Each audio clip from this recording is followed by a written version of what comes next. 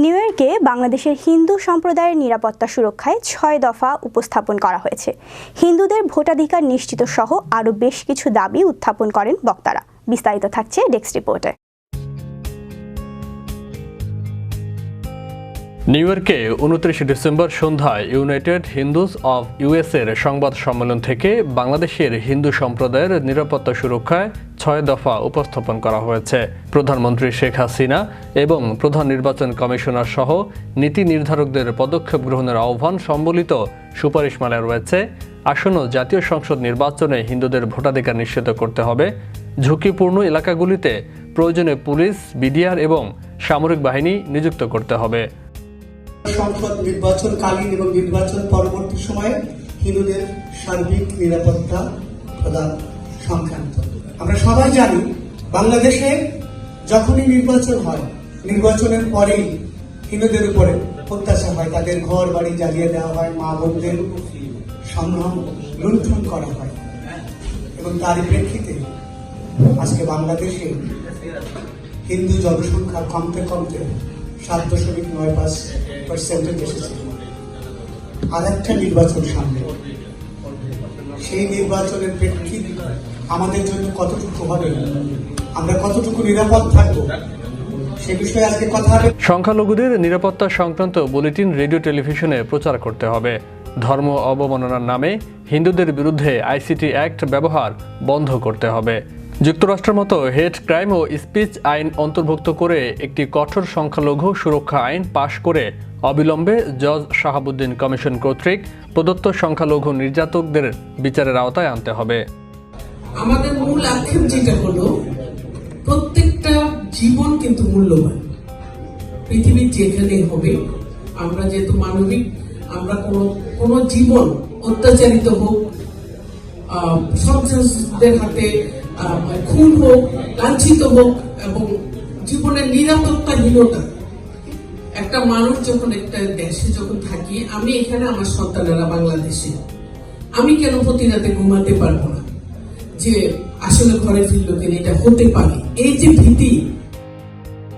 এবং অবিলম্বে সংখ্যালঘু মন্ত্রণালয় গঠন করতে হবে। সংবাদ সম্মেলন থেকে আরও জানানো হয়, আওয়ামী লীগ তার ২০১৮ সালের নির্বাচনী ইশতেহার ওয়াদা করেছিল, নির্বাচনে জিতলে তারা একটি সংখ্যালঘু কমিশন গঠন করবে এবং একটি সংখ্যালঘু সুরক্ষা আইন পাশ করবে। কিন্তু বিগত ৫ বছরে সেই প্রতিশ্রুতি প্রধানমন্ত্রী শেখ হাসিনা রক্ষা করতে পারেননি।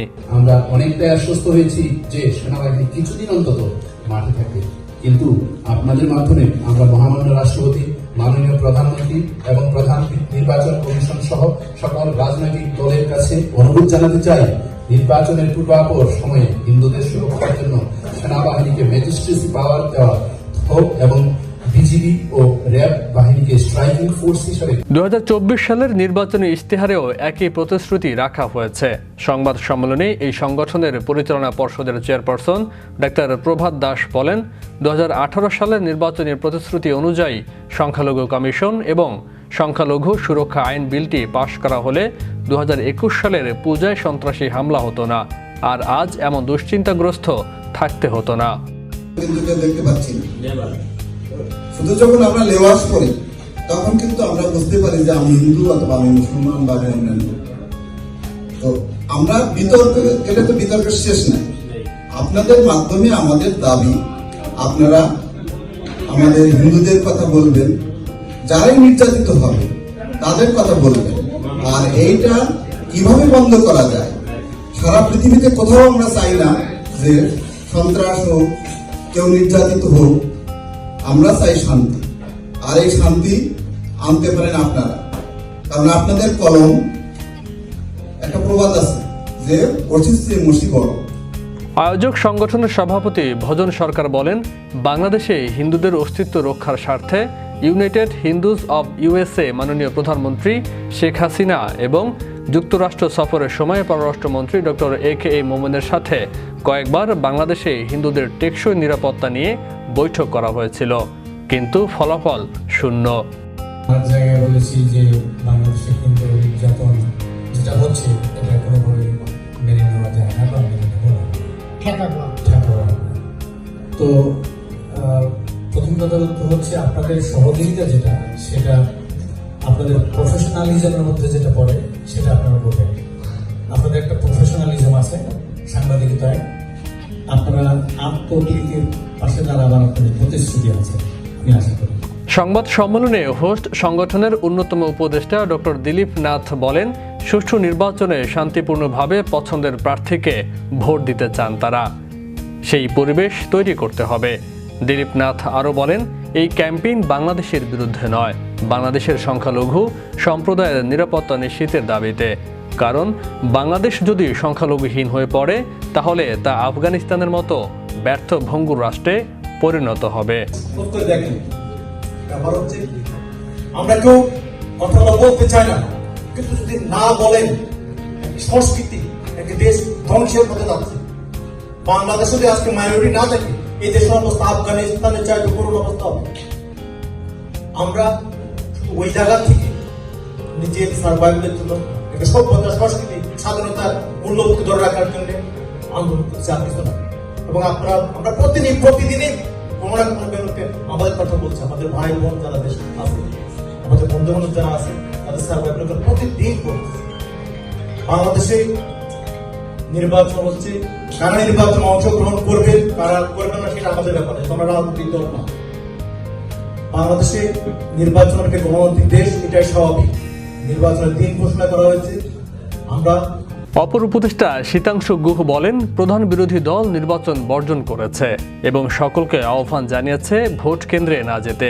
অপরদিকে আওয়ামী লীগ চাচ্ছে বেশি সংখ্যক ভোটারের উপস্থিতি। হিন্দু সম্প্রদায়ও উদ্গ্রীব হয়ে আছেন পছন্দের প্রার্থীকে ভোট দিতে। তাই যারা নিষেধ করছে কেন্দ্রে যেতে, তাদের রসানলে পড়তে পারেন হিন্দু সম্প্রদায়। সেই আশঙ্কা থেকেই সংবাদ সম্মেলনের মাধ্যমে বাংলাদেশের প্রশাসনের প্রতি উদাত্ত আহ্বান জানানো হয়। সুশীল সিনহার সঞ্চালনায় সংবাদ সম্মেলনে লিখিত বক্তব্য উপস্থাপন করেন হোস্ট সংগঠনের সিনিয়র ভাইস প্রেসিডেন্ট ভবতোষ মিত্র। আয়োজনে ইউনাইটেড হিন্দুস অফ ইউএসএ।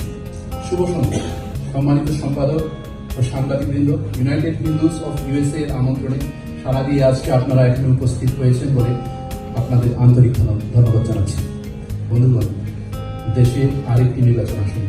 নির্বাচন উপলক্ষে দেশে যে অস্থিরতা বিরাজমান, এর সুযোগ নিয়ে 2021 সালের অক্টোবর কিংবা 2014 সালের জানুয়ারি, 2001 সালের এমনকি একজন পুলিশ অফিসারকেও পিটিয়ে হত্যা করা হয়েছে।